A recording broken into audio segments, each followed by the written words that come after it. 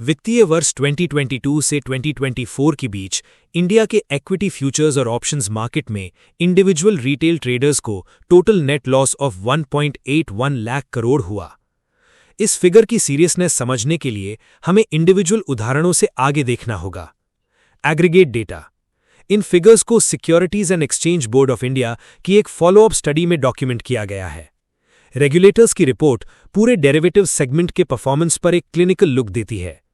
इस 3 साल के पीरियड में एफएनओ में पार्टिसिपेट करने वाले 10 मिलियन से ज्यादा इंडिविजुअल ट्रेडर्स में से 93% ने नेट लॉसेज इनकर किए। इन लॉसेज की डिस्ट्रीब्यूशन काफी हेविली स्क्यूड है। टॉप पर सबसे ज्यादा इंपैक्टेड 3.5% ट्रेडर्स को पर पर्सन एवरेज 28 लाख रुपीस का डेफिसिट फेस करना पड़ा। इन परसिस्टेंट फेलियर रेट्स के बावजूद रिटेल पार्टिसिपेशन स्लो नहीं हुई है। एक्चुअली इस सेगमेंट में ट्रेडिंग वॉल्यूम सर्ज हुए हैं। पिछले 2 सालों में 36%। ये ग्रोथ इंक्रीजिंगली ड्रिवन बाय एक यंगर डेमोग्राफिक थी। 2024 तक 30 साल से कम उम्र के ट्रेडर्स ने सभी इंडिविजुअल पार्टिसिपेंट्स का 43% अकाउंट किया। डेटा से लगता है कि रिटेल सेगमेंट के लिए एफएनओ मार्केट वेल्थ क्रिएशन के व्हीकल की तरह ऑपरेट नहीं कर रहा है। इसके बजाय करंट एक्टिविटी रिटेल अकाउंट से कैपिटल का एक consistent large scale transfer represent करती है। डेरिवेटिव जीरो सम फ्रेमवर्क के अंदर ऑपरेट करते हैं, इक्विटी कैश मार्केट के अनलाइक, जहां राइजिंग इकोनॉमी सभी पार्टिसिपेंट्स को लिफ्ट कर सकती है। एफएनओ में एक एंटिटी के द्वारा लूज किया गया हर रुपी मैथमेटिकली काउंटर पार्टी या इंटरमीडियरी के पास कैप्चर हो जाता है। हम इस इकोसिस्टम को एक फ्लो चार्ट से विजुअलाइज कर सकते हैं ताकि इस कैपिटल का एग्जैक्ट ओरिजिन और डेस्टिनेशन ट्रेस किए जा सकें। ये नोड रिटेल अकाउंट से ड्रेन्ड 1.81 लाख करोड़ रुपीस को रिप्रेजेंट करता है। इस कैपिटल को कैसे एक्सट्रैक्ट किया जाता है, ये समझने के लिए हमें पहले रिटेल पार्टिसिपेंट्स के क्वालिटेटिव बिहेवियर्स का एनालिसिस करना होगा, जो प्रिसाइज माइक्रोस्ट्रक्चर को ट्रैक करने वाले मॉडल को फीड करते हैं। ये फ्लो कैपिटल का राउटिंग दिखाता है कि manual retail traders structurally negative expected outcome के लिए पोजिशन्ड होते हैं। न्यू ट्रेडर्स का एक कॉमन ऑब्जेक्टिव जो ऑफन सोशल मीडिया से रीइंफोर्स होता है, ये होता है कि सिर्फ 20,000 के कैपिटल बेस पर डेली 2,000 to 3,000 रुपीस का प्रॉफिट जनरेट किया जाए, भले ही ये मॉडेस्ट लगता हो। इलीगल। ये 2400% एनुअलाइज्ड रिटर्न की डिमांड रिप्रेजेंट करता है। 20,000 का अकाउंट फ्यूचर्स या इन द मनी ऑप्शंस के लिए रिक्वायर्ड मार्जिन अफोर्ड नहीं कर सकता। ये कैपिटल कंस्ट्रेंट ट्रेडर को cheap out of the money options खरीदने पर फोर्स करता है, जो स्टेटिस्टिकली कभी प्रॉफिटेबल होने के लिए अनलाइकली होते हैं। ये चार्ट एक ऑप्शन का प्रीमियम ट्रैक करता है जैसे जैसे वो एक्सपिरेशन डेट के पास आता है। डाउनवर्ड कर्व थीटा को रिप्रेजेंट करती है, यानी टाइम डिके, वो रेट जिससे ऑप्शन अपनी वैल्यू लूज करता है सिर्फ इसलिए क्योंकि टाइम बीत रहा होता है। क्योंकि out of the money options को वैल्यू गेन करने के लिए सिग्निफिकेंट प्राइस मूव की जरूरत होती है, टाइम डिके हर गुजरते दिन के साथ एक कांस्टेंट टैक्स की तरह काम करता है और कॉन्ट्रैक्ट के प्रॉफिटेबल होने की प्रोबेबिलिटी को खाता रहता है। इंस्पायरिंग और प्रॉफिट शार्पली गिर जाता है, ऑफन 15% से भी नीचे। Most retail participants in odds को बेसिक टेक्निकल इंडिकेटर्स जैसे ईएमए पुलबैक्स या हैमर कैंडल्स यूज करके ओवरकम करने की कोशिश करते हैं, जो ऑप्शन ग्रीक्स के मैथमेटिकल ड्रैग को अकाउंट ही नहीं करते।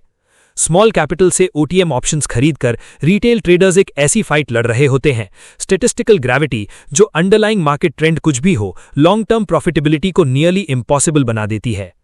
अपने मैक्रो मॉडल को देखते हुए हमें कैपिटल का पहला मेजर ब्रांच नजर आता है।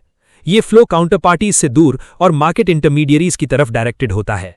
इंडिविजुअल ट्रेडर्स ने ट्रांजैक्शन पर 50,000 करोड़ रुपीस खर्च किए सिर्फ कॉस्ट सी स्टडी के दौरान।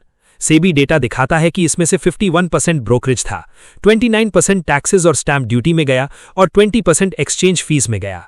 वो 20% एक्सचेंजेस की क्लियरिंग और एग्जीक्यूशन इंफ्रास्ट्रक्चर को यूज करने की कॉस्ट रिप्रेजेंट करता है। फिस्कल ईयर 2024 में एवरेज इंडिविजुअल ट्रेडर ने सरेंडर किया 26,000 रुपीज इन कॉस्ट्स को, जो किसी भी अकाउंट के लिए नेट प्रॉफिटेबल होने से पहले क्लियर करना एक काफी हाई हर्डल क्रिएट करता है। फिक्स्ड कॉस्ट्स के अलावा कैपिटल मैनुअल फ्रिक्शन की वजह से भी लूज होता है। मोबाइल इंटरफेसेस के थ्रू ट्रेडिंग करने से प्रोफेशनल एनवायरनमेंट्स के कंपैरिजन में एग्जीक्यूशन एरर्स का रिस्क ज्यादा होता है। एक कॉमन एग्जांपल ये है कि ट्रेडर एक्सीडेंटली अपनी पोजीशन एग्जिट कर देता है या टच स्क्रीन पर स्टॉप लॉस गलत कैलकुलेट कर देता है और एक सिंपल इंटरफेस एरर की वजह से इमीडिएटली लॉस लॉक हो जाता है। मार्केट माइक्रोस्ट्रक्चर बेसिकली एक टोल बूथ की तरह फंक्शन करती है। ये हर ट्रेड से फीस और स्लिपेज के थ्रू कैपिटल एक्सट्रैक्ट करती है, चाहे ट्रेडर का डायरेक्शनल बेट सही हो या ना हो। अब हम मेजॉरिटी रिटेल के लिए फाइनल डेस्टिनेशन तक पहुंच चुके हैं, कैपिटल। ये flow lines zero sum equation के अक्रॉस मार्केट के प्राइमरी काउंटरपार्टीज तक मूव करती हैं। 2024 में प्रोप्राइटरी ट्रेडिंग डेस्क्स ने 33,000 करोड़ रुपीस का ग्रॉस प्रॉफिट कमाया। उसके बाद फॉरेन पोर्टफोलियो इन्वेस्टर्स ने 28,000 करोड़ रुपीस का। इन प्रॉफिट्स की एग्जीक्यूशन का मेथड है 96% प्रोप्राइटरी ट्रेडिंग प्रॉफिट्स और 97% एफपीआई प्रॉफिट्स एल्गोरिथमिक एंटिटीज ने जनरेट किए थे। ये फिजिकल इंफ्रास्ट्रक्चर का मैटर है। जहां रिटेल ट्रेडर्स सेल्युलर नेटवर्क्स पर मोबाइल ऐप्स यूज करते हैं, वहीं इंस्टीट्यूशनल फर्म्स एक्सचेंज के साथ को located high frequency trading servers use करते हैं ताकि सब मिलीसेकंड एग्जीक्यूशन स्पीड्स अचीव कर सकें। ये एल्गोरिथम्स मार्केट डायरेक्शन प्रिडिक्ट नहीं कर रहे होते। इसके बजाय इनका डिजाइन रिटेल को बेचे गए ऑप्शंस के थीटा डिके को हार्वेस्ट करना और इंप्लाइड वॉलेटिलिटी में माइक्रो एफिशिएंसीज को एक्सप्लॉइट करना होता है। एक मैनुअल ट्रेडर जो चार्ट पैटर्न्स यूज करता है, वो दूसरे लोगों के अगेंस्ट कंपीट नहीं कर रहा होता, बल्कि उन मैथमेटिकल इंजन्स के अगेंस्ट जो उन प्रीमियम्स को कैप्चर करने के लिए ऑप्टिमाइज्ड होते हैं जो वो पे करते हैं। कंप्लीटेड मॉडल दिखाता है कि zero sum equation perfectly balanced है। रिटेल के द्वारा लूज किया गया 1.81 लाख करोड़ पूरी तरह मार्केट इंटरमीडियरीज और इंस्टीट्यूशनल एल्गोरिथम्स ने अब्सॉर्ब कर लिया है। इस लिक्विडिटी को प्रोवाइड करने वाले इंडिविजुअल्स में से 72% से ज्यादा इंडिया के टॉप 30 सिटीज से बाहर से आते हैं। इन पार्टिसिपेंट्स की फाइनेंशियल प्रोफाइल दिखाती है कि 75% अपनी एनुअल इनकम 5 लाख रुपीस से कम डिक्लेयर करते हैं।